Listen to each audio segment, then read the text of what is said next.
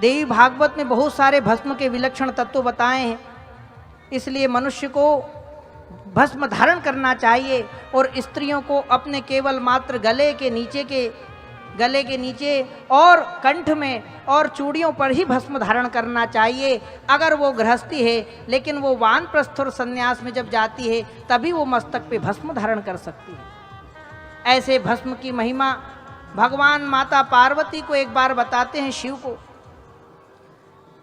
इसके लिए एक कथा भी प्रारूप है कि माता पार्वती के मन में एक बार आया कि भगवान शंकर से आकर कहने लगी कि भगवान शिव नारद जी उनको जब मिलने के लिए पधारे तो नारद गुरु थे, तो भगवान नारद जी ने कहा कि देवी, मैंने तुम्हें संकल्प शक्ति से भगवान शिव को प्राप्त करने के लिए जो विद्या दी थी उससे तुमने शिव को तो प्राप्त कर लिया, पर मुझे लगता है कि तुम यहाँ पर रहते हुए भी सुखी नहीं हो। तो उन्होंने कहा सुखी नहीं हो?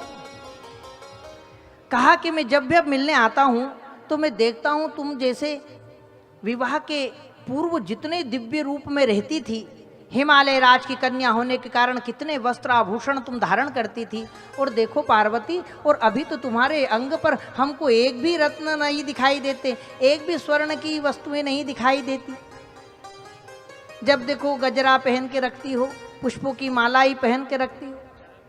अरे पार्वती, तुम शिव जी तो साक्षात परब्रह्म परमेश्वर है, तो क्या वो तुमको प्रसन्न नहीं रखते? ऐसे नारद जी ने कुतूहल से माता को उत्साहित कर दिया और वहां से चले गए। बोलो नारद भगवान की जय। लेकिन ये भगवान लीला करते हैं मनुष्यों को शिक्षा देने की, तो नारद जी का काम है कि लड़ाने का। तो नारद जी मानो भगवान शिव के घर में कलह करा के चले गए। माता सीता को जैसे ही नारद जी गए, माता पार्वती को क्रोध आ गया कि बताओ, सारी देवियों का ध्यान करने लगी कि मैंने ब्रह्माणी को जब जब देखा तो उस पर मोतियों की माला और सारे स्वरूप में स्वर्ण रजत ताम्र और सबकी धातुओं के बने हुए अन्यान्य रत्न कोशों से वो सुसज्जित रहती हैं। लक्ष्मी जी का ध्यान किया तो वो तो बिल्कुल ऊपर से नीचे तक सोने में लदी रहती। और माता पार्वती ने जब अपना शरीर देखा तो माता पार्वती ने अपना शरीर देखते से ही कहा, अरे देखो, मेरे तो हाथ में कंगन भी नहीं है स्वर्ण। देखा तो जहां तहां बस रुद्राक्ष धारण किया हुआ है। तो माता पार्वती भगवान शंकर के पास जाकर कहने लगी, शिव जी के पास चरण सेवा करने लगी, जोर जोर से चरण दबाने लगी। तो भगवान शिव ने विचार किया कि ये रोज तो दूर दूर से ही पूजा करती है, हमारा स्तवन करती हैं, और आज पैर को जोर जोर से दबा रही है। इसका मतलब है कि नारद जी आए थे। बोलो नारद भगवान की। नारद जी भगवान के मन हैं, इसलिए उनको जब भी लीला करनी होती है तो पहले नारद पहुंचते हैं। नारद जी पार्वती को भड़का कर चले गए कि भगवान शिव ने तुम्हें कुछ नहीं दिया। मैंने बहुत सोचा था कि तुम्हारा विवाह शिव के साथ कराएं, परंतु शिव ने तुम्हें कुछ दिया नहीं। अब माता पार्वती भगवान शिव को जब जागृत करने लगी, भगवान शिव उठे, कहा, देवी, आज इतनी उपासना कर रही हो, तुम्हारे मन में क्या है? माता पार्वती, इतनी देर से माता सीता की कथा चल रही थी और हनुमान जी की कथा ही चल रही थी, जगदम्बा, इसलिए बार बार हमारे मुख पर माँ सीता का नाम उच्चारित हो रहा है।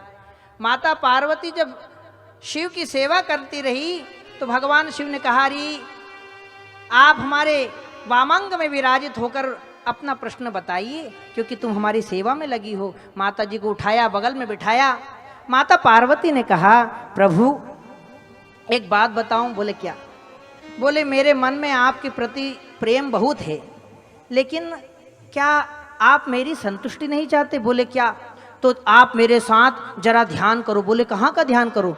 बोले चलो मेरे साथ। कहाँ चलो? माता पार्वती भगवान शंकर को पकड़ के ले गई और गई कहाँ? ब्रह्मलोक में। और ब्रह्मलोक में जैसे ही गई तो ब्रह्मा जी के यहाँ जाकर बोली कि देखो, भगवान शिव ब्रह्मा जी से मिले, ब्रह्माणी से मिले, और मिलकर जैसे ही ब्रह्मलोक के बाहर आए, भगवान शिव से पार्वती ने कहा, देखा ब्रह्माणी को? भगवान शिव कहे, भैया हम लोग दूसरी के पत्नी को नहीं देखते, मैं काहे देखने जाऊं ब्रह्माणी को? तुम मेरी पत्नी हो, मैं तुमको देखूंगा कि ब्रह्माणी को देखूंगा? माता जी ने अपना सिर ठोका, अरे मैं किस लिए ले गई थी समझ नहीं पाए, चलिए मेरे साथ। विष्णु लोक में ले गई।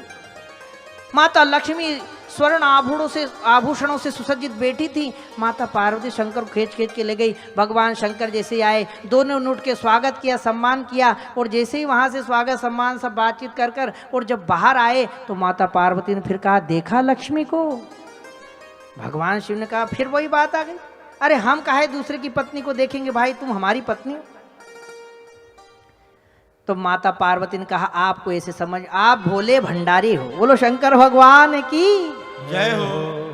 अरे देखा उन्होंने कितने जेवर पहन रखे थे, कितने स्वर्ण के हार और बाजू बंद, कड़े, गले, झुमके।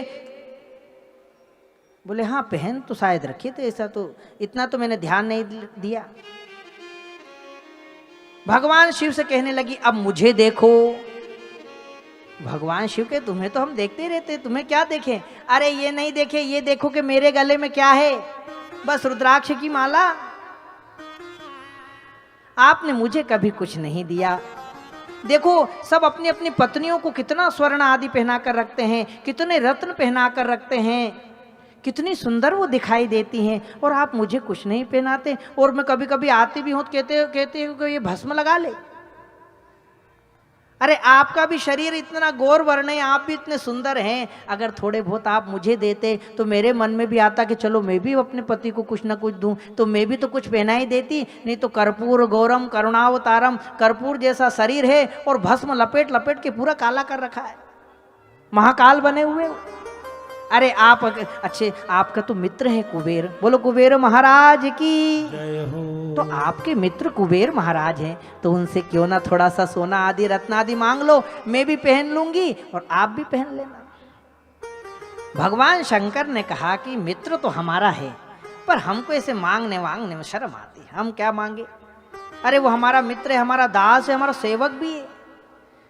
अब हम उसके स्वामी हैं, वो हमसे याचना करता है, बल्कि हम क्यों उससे याचना करें? माता पार्वती ने कहा, अगर आप याचना नहीं करोगे तो आप अगर आज्ञा दो तो मैं कुछ मांग लाऊं उनसे, क्योंकि भैया हमको तो स्वर्ण जिसको पहनना है, धारण हमको करना है, हम करेंगे तब, आप करे चाहे नहीं करे, कम से कम हमको तो कराओ। तो भगवान शिव ने आज्ञा दे दी। बोले कहा ठीक है, तुम्हारी मनस्थिति बनती है तो तुम चले जाओ, मैं नहीं मांगूंगा, वो मेरे मित्र भले ही हैं। अब माता बड़ी संकोच से कुबेर भगवान के पास गई, और जैसे ही कुबेर के पास गई तो कुबेर महाराज के पास देखा कुबेर ने कि अरे जगदम्बा आई है, राज राजेश्वरी आई है, दुर्गा आओ, पार्वती मैया बैठो, विराजो, बैठो। उनको बिठाया, स्वागत किया, अर्घ आदि दान दिया। कहा आज इस गरीब की झोपड़ी में, कुबेर महाराज कह रहे हैं।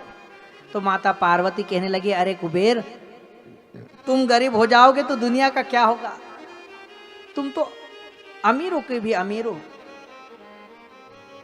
बोले मैं तुम्हारे पास इसलिए आई हूं कि मुझे भगवान शिव ने ही आज्ञा दी है, और मैं तुम्हारे पास कुछ स्वर्ण के आभूषण आदि लेने आई हूं। देखो लक्ष्मी कितने आभूषण पहनती है, देखो ब्रह्माणी कितने आभूषण पहनती है, और मेरे शरीर पे कोई आभूषण नहीं है, इसलिए मैं तुमसे आभूषण लेने आई हूं। इसलिए मुझे जल्दी से कुछ ना कुछ आभूषण दे दो, हार, कम से कम मंगलसूत्र ही दे दो। तो कुबेर महाराज ने कहा, राज राजेश्वरी आप तो जगदम्बा है, पराम्बा है, आप आदि शक्ति हैं, परंतु हे राज राजेश्वरी मैं ठहरा व्यापारी। कुबेर क्या है? व्यापारी, वैश्य, वेश्यो वही श्रेष्ठा, जो वेश्यों में श्रेष्ठ हैं कुबेर। ऐसे कुबेर महाराज बोले मैं ठहरा व्यापारी। अरे मैया जब अपन कुछ लेने जाते, खरीदने जाते, तो उसके बदले में कुछ देते हैं कि नहीं देते हैं? इसलिए आप कुछ लाई हो। तो माता ने देखा अपने पास तो कुछ भी नहीं है, तो कहने लगी, अरे कुबेर अगर हमारे पास कुछ होता तो हम तुम्हारे पास मांगने आते क्या? अरे हमारे पास क्या, शिव जी के पास भी कुछ नहीं है, हम तो उनकी आज्ञा से बस मात्र आए हैं। तो कुबेर महाराज ने कहा कि मैया मैं ठहरा व्यापारी, जब तक आप मुझे कुछ दोगे नहीं तब तक मैं उस किसके बदले आपको आभूषण दूं, कितना आभूषण दूं। मैं तो मेरा तो जो कर्म है, अगर मैं ऐसे कोषों को बांटने लगूंगा तो कुबेर का तो खजाना ही खाली हो जाएगा। बोलो जगदम्ब मात की जय। तो कहा तो फिर तुम क्या ऐसी वस्तु में लाऊं जिससे तुम हमको स्वर्ण आदि दे सकते हो। तो कुबेर महाराज ने कहा अरे मैया तुम कुछ मत लाओ, भगवान शिव जिस भस्म को धारण करते हैं वो भस्म ले आओ, उस भस्म के बदले ही मैं कुछ दे दूंगा। पर मैं अपना नियम नहीं तोड़ सकता, क्योंकि ये नियम मुझे विधि ने दिया है, और इसलिए विधि का लेखा अगर मैं मिटा दूंगा तो मेरा खजाना खाली हो जाएगा। इसलिए मैं कर्म प्रवीण हूं और अपने कर्म से च्युत नहीं हो सकता। आप मुझे इसके बदले में भगवान शिव का भस्म ही मात्र ला देंगे तो उस भस्म के बदले में आपको कुछ ना कुछ स्वर्ण दे दूंगा। माता जी प्रसन्न हो गई कि हाँ भस्म तो मैं ला सकती हूं। अरे भस्म तो अपने यहाँ बहुत है। ऐसे वो भगवान शिव के कैलाश पर्वत की ओर पुनः अपने घर की ओर लौटी और आके भगवान शिव से पुनः याचना की।